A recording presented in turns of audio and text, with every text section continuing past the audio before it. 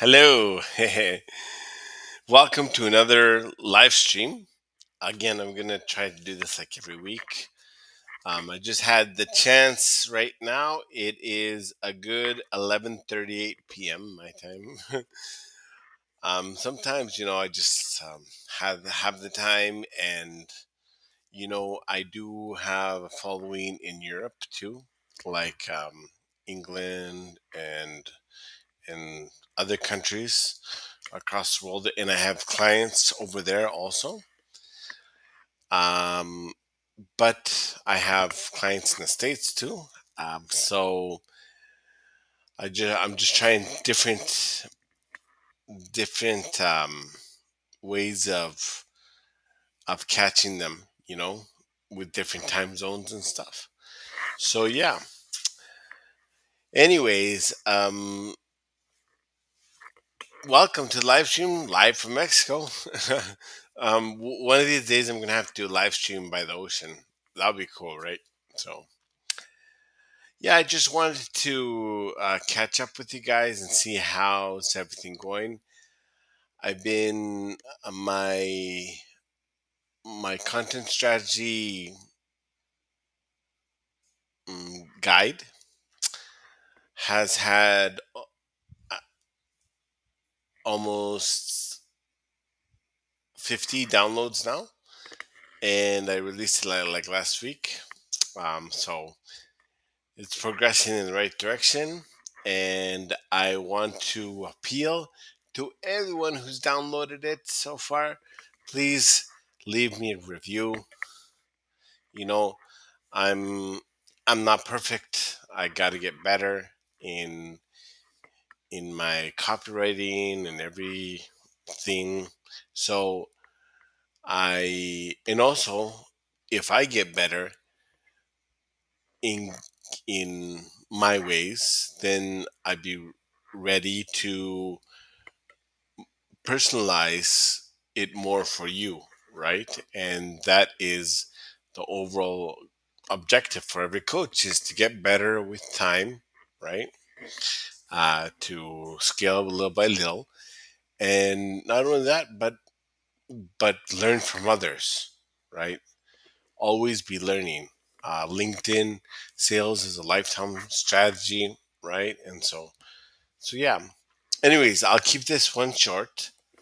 We'll try to shoot for half an hour. I know the last one, when I was explaining my guide, we ended up for like 40 minutes.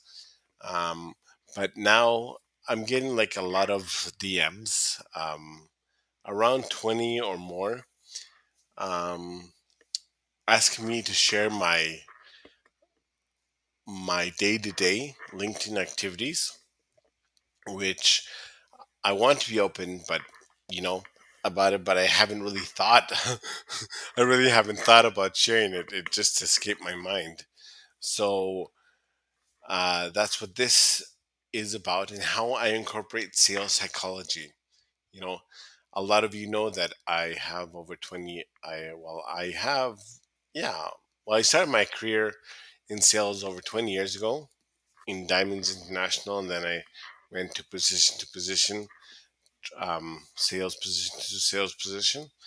And then I was an English teacher for a lot of time, a lot of years, and then I went back into sales, and then off and on, right? So, um,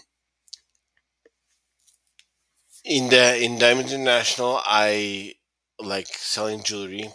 This was my progress. I started out as a salesman, and then went little by little, became like a top performer, and then became a sales manager, and then became a sales trainer, teaching sales psychology to to the to the rest of the employees to really up their sales, right? So I was so I really think that sales psychology is very interesting, and it's something that we continuously learn, but it's all forgotten about. Um, just look at a very famous sales trainer called Brian Tracy, or I was involved. in Jeremy Miner's coaching program too. Just look at them, and they're all about sales psychology, lowering friction, using reverse psychology sometimes on prospects. This is not tricks or gimmicks whatsoever, right? It's making it has the opposite effect. It's making the prospect feel at ease. It's making your ideal client feel at ease when you use um, sales psychology because it lower downs their guard, right? Once you lower down their guard, that means that they feel comfortable to be sharing stuff with you that they wouldn't share otherwise. Let's say if we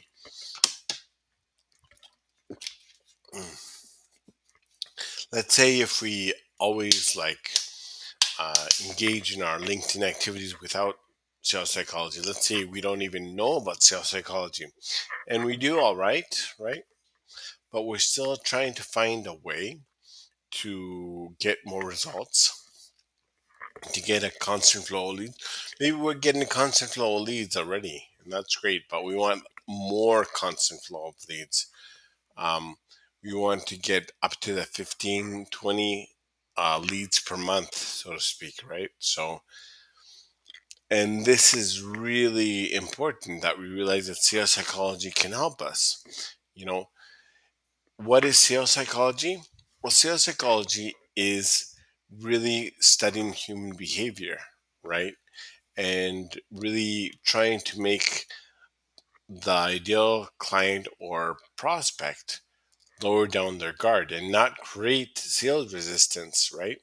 And so knowing how to use sales psychology would really help you in this regard. Um, and so yeah, I had a cough for like a couple days now, but it's not too bad now. Yesterday I was coughing a lot too, but yeah. Anyways, so really finding a way on how to use sales psychology will really up our game and results. But I can say sales psychology, sales psychology, sales psychology. Actually, I said sales psychology so many times already, but I can just say that. Okay, use it. There you go. Bye bye. No, in the day-to-day activities, I'm going to tell you how I use sales psychology to commit more leads and to lower sales resistance and to make my ideal clients feel liberated to be telling me things that they wouldn't otherwise, right? So, okay, so let's say I log into LinkedIn. First activity I do. Um, okay, but before that, what I do is the day before. I've been very vocal about this. The day before, I plan for the next day. You know, my LinkedIn activities. Sometimes I even work on weekends, right? But and support my favorite creators. But yeah, I mean, and then I include some flexibility time, you know, in there. I have to um, leave suddenly, right? During my LinkedIn time, right? So I account for that, and this really helps my mindset because I plan ahead for being flexible, right? I plan ahead for not getting things done, right? I mean, this doesn't mean that I'm lazy. I'm getting things done. I lock myself in my office or my room and just plan ahead and get things done, right? And focus, 100% focus. I try not to have my phone around. I try not to have any distractions around, um, and just get things done, right? And then I open up my page, and then I I check my DMs, right? 30 or 40 minutes just checking my DMs, I'm behind on my DMs all the time, and so of course, I respond to my DMs and stuff. But this is how I use sales psychology in my DM strategy. You know, I mirror my prospects, or I mirror my community's DM behavior. What do I mean by that? Let me give you a real life example. Okay, so I had this one um, person who's um, who was an ideal prospect in my book, who's now a client. Actually, he's on my waiting list. But how did I how did I use sales psychology? By mirroring his DM behavior. I I sent him a message, connection request. Okay, I'll go from the beginning. I sent him a connection request. Hey, how's it going? How's everything? Um, I enjoyed your recent post about that. I hyper personalized his the connection message talking about his post and what I liked about his post. He connected with me, and then he and then we were chit chatting. Oh, about our cities, da da da, and then oh, I recently moved to Mexico, blah blah blah blah. And then he's like, "Oh yeah, I've been to Mexico, blah blah blah blah," and so we really hit it off. And then I used a video. I sat down in front of my phone and sent him a video, right, explaining why I got into coaching, because he asked, "So how did you get into coaching?" So maybe like a minute and a half video, and then he back and forth. Long story short, we got talking about his challenges a little, but and then I I asked him about his challenges, right, in a non-friction way, and then nothing for about a month. But how did I react? Did I message him and say, "Hey, you know, you didn't get back to me. You didn't do this. You didn't do that." No, forget it. You know, I'm busy. I got things to do. I have a life. I'm not waiting frantically for him to message me back. So a month went by. He messaged me back with his challenges. But keep in mind, a month went by, right? So did I respond right away? Did I say, "Oh, thank you. I thought you left me"? Did I respond that way? No. I let a couple days. I saw the message. I let a couple days go by, and then responded to his message. And then um, one thing led to another. We got on a call. Um, we got on two calls, and then he's my client now. So how do I use sales psychology? You can't be waiting for a reply like a lost puppy, or like a person that you went on a date with for the first time and you absolutely love them, and you're waiting for the phone call, and like, why did you phone me? That's showing desperation. And using sales psychology, you can mirror your prospects or ideal leads DM behavior. That's what I mean. So let me paint you a picture. Okay, so let's say if your prospect or your ideal client messages you, you message them back right away. Boom. let's say if your ideal prospect and then message you like maybe 2 3 days later, and then you message them right away, and then let's say your ideal client, because you're busy, doesn't message you for like a week later after that, and then you message them right away.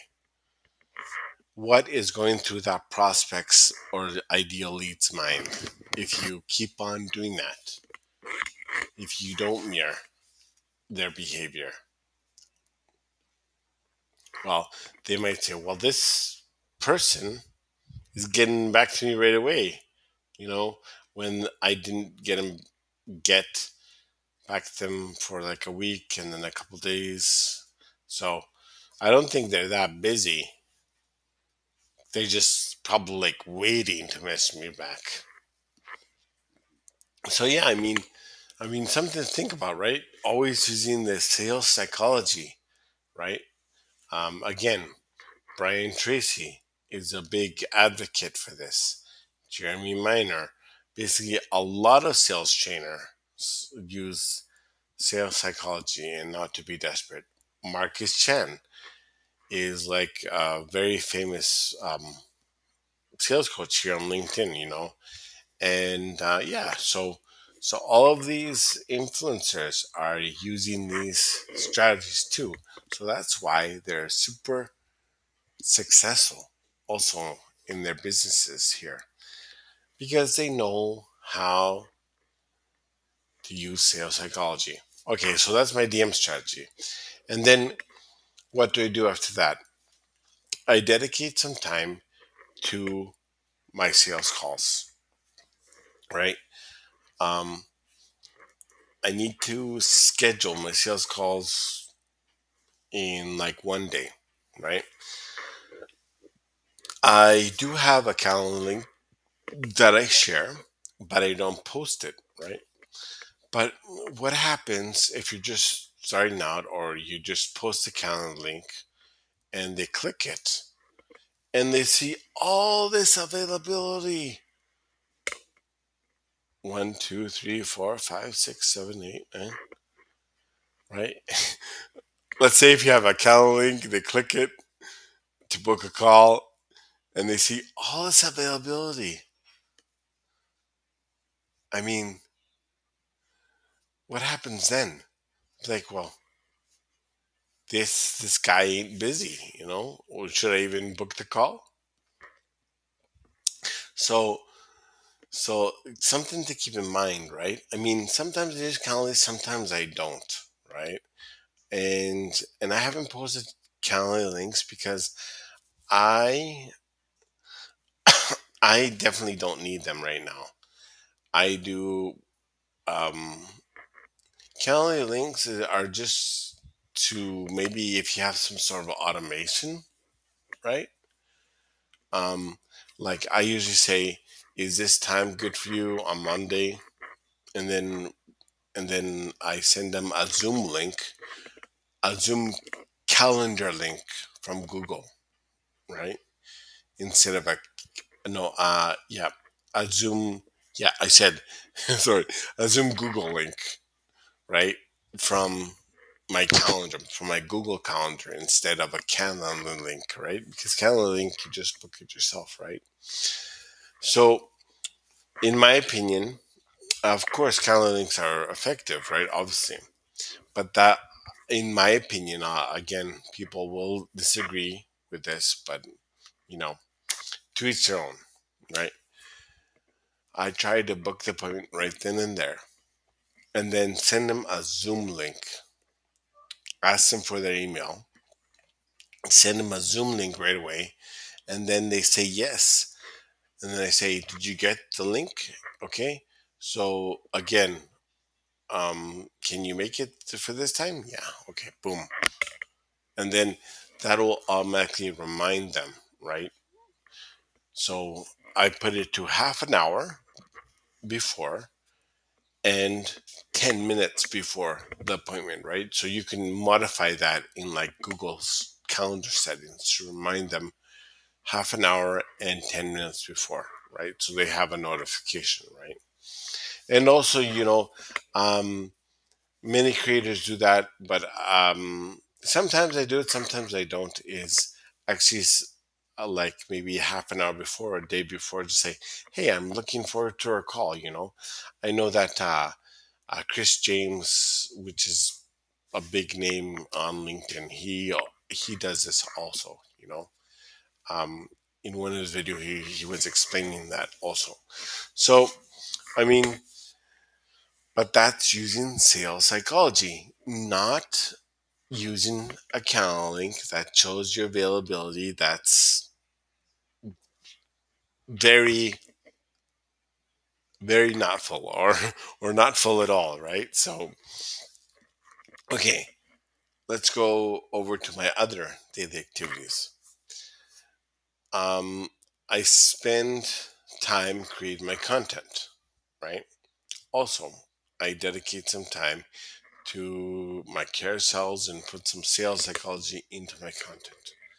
How can you put sales psychology into your content? Well, by asking rhetorical questions, right? Let's say on your call to action, right? On your call to action, you want engagement, or you want the, okay, so you can say, would you be against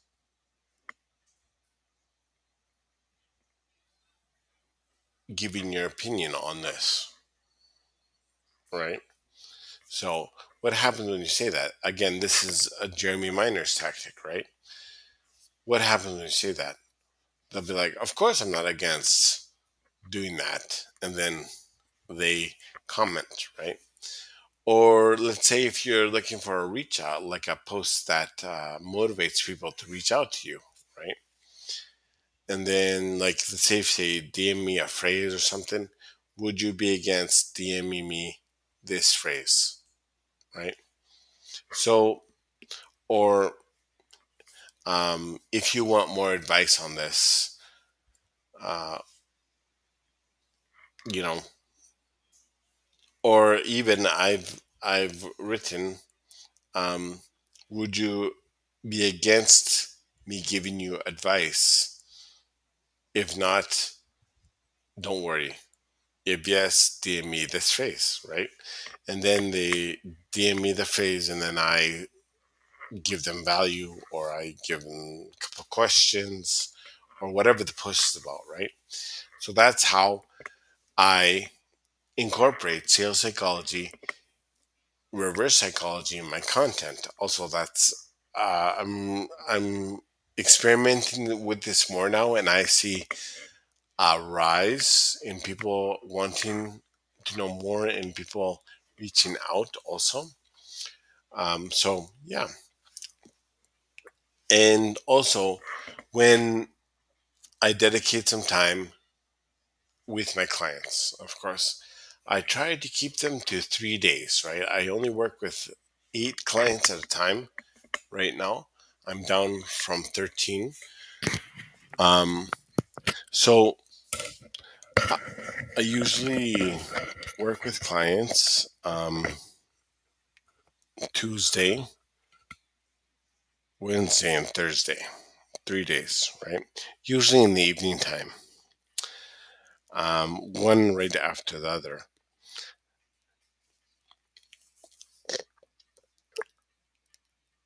Um, how did I get this arrangement?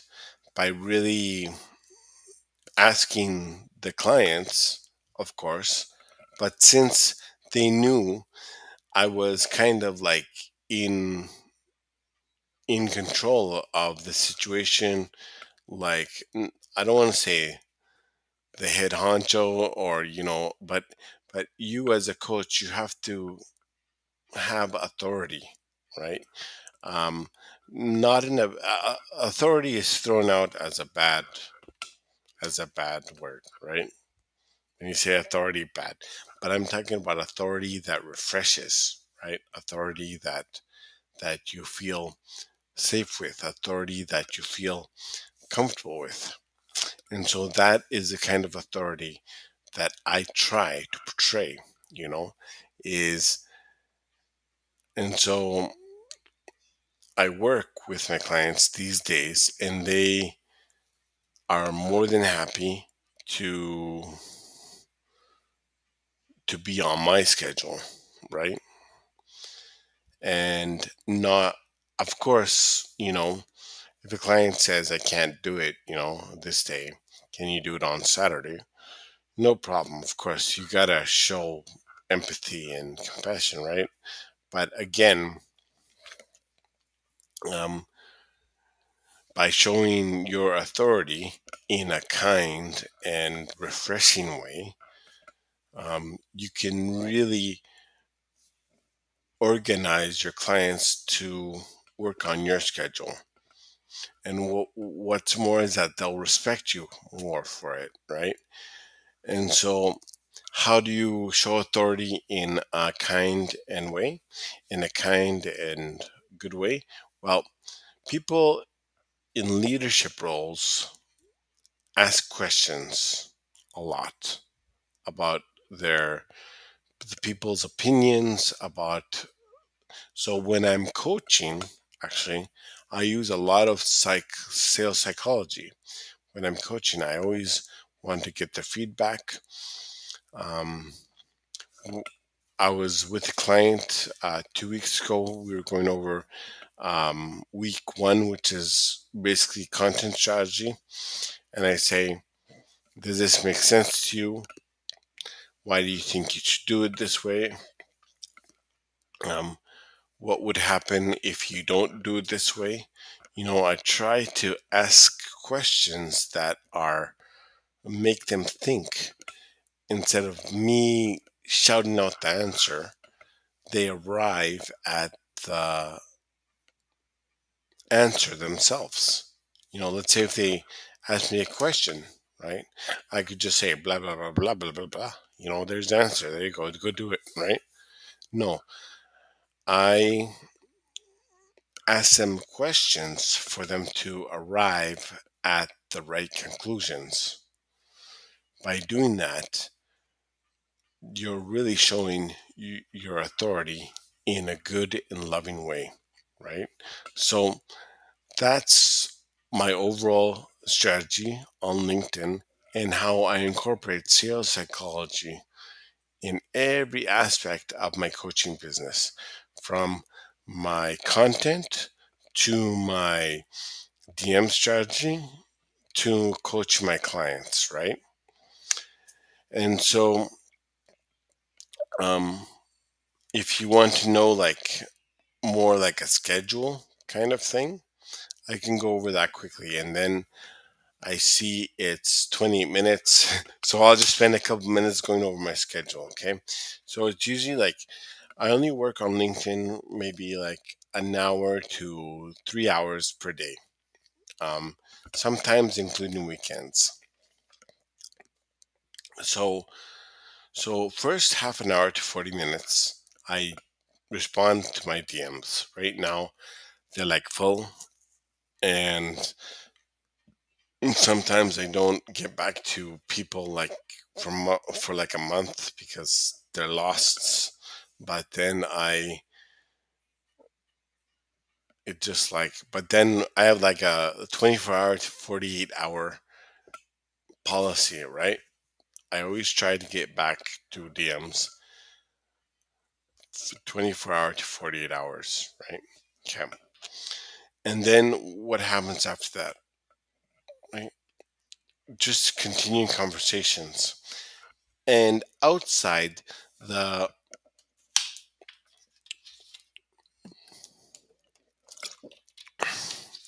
outside the time that I have for my clients in the evenings, I I schedule coffee chats, right? Or with fellow creators, right? I had the pleasure to talk to Adam Jude, Judah. I don't know. I don't know how to pronounce his last name, but he's a small creator.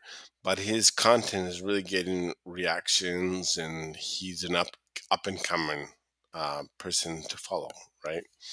And so I spend time with with fellow creators, getting to know them, maybe collaborating with them. Um, and yeah, this is part of networking. This is part of community building. Hopping on a call with a fellow creator that's may or may not take your services, right? It doesn't matter, right? Obviously. Um, but the thing is to schedule time for coffee chats, right? Of course, you're not going to have your calendar full of coffee chats either. I mean, you got to dedicate some time to your business, which is most important, right? But it's so important. So right now, I'm dedicating time to my clients. I'm dedicating time to DMs and dedicating times to the coffee chats, right? Um, After my DMs, I schedule time for maybe coming up with content, right? Sometimes I batch content, sometimes I repurpose content, sometimes I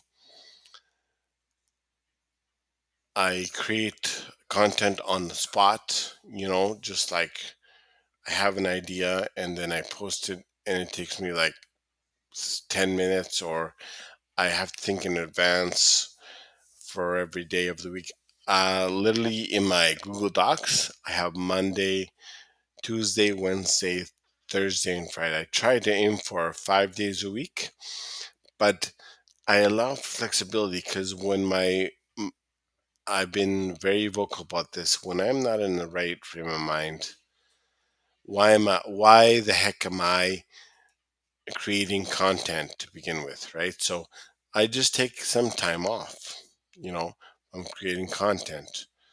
Maybe skip a day or two. It's okay. It's okay if you do that. There's no pressure whatsoever. I I find if you get hung up on the impressions and views, you I mean, to a certain degree, it's a good measure, right? That you're using the LinkedIn algorithm grew great. But if you get so hung up on the pressure of views and impressions, that's gonna make you more pressure to post every day, right? So I try to aim for 5 days a week.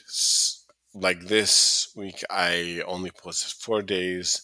The week before that, I posted 3 days because I wasn't in the right frame of mind, right, to make content. Just because, sometimes I'm very vocal about this. Sometimes I like struggle with mindset, and I'm still like trying to push the envelope, trying and but also, I'm sometimes I have insomnia and sometimes I don't get to sleep. But also, I'm just a regular Joe Schmo with weaknesses and and things that I need to get over. Also, so but yeah, it's a continuous battle. But sometimes I feel like um, I have to struggle with this for the rest of my life. But I mean, it's okay if I do because I'm showing consistency no matter what. I, as long as you're consistent, consistency wins on LinkedIn no matter what. And if you need a break, take a break. Okay, guys. Well, thank you so much for this. I think I'm going to live stream tomorrow or Sunday. Probably on Sunday with another juicy info session. Okay, guys. Thank you very much and have a good morning or night or wherever you are in the world. Bye bye.